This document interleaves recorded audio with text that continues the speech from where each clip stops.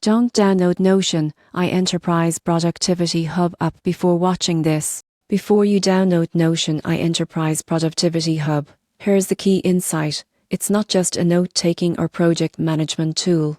At the enterprise level, it's a complete productivity and collaboration platform, but most teams get this wrong by underestimating setup and governance. Step 1. Plan your workspace structure. Notion iEnterprise allows multiple teams, projects, and databases. Without clear organization, information quickly becomes messy, slowing productivity instead of improving it. Step 2.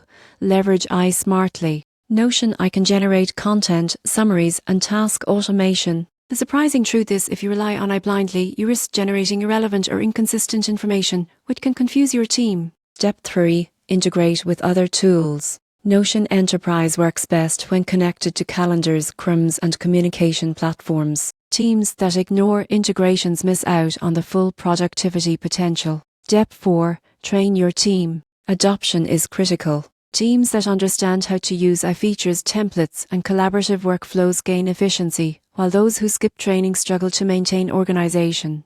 The upside?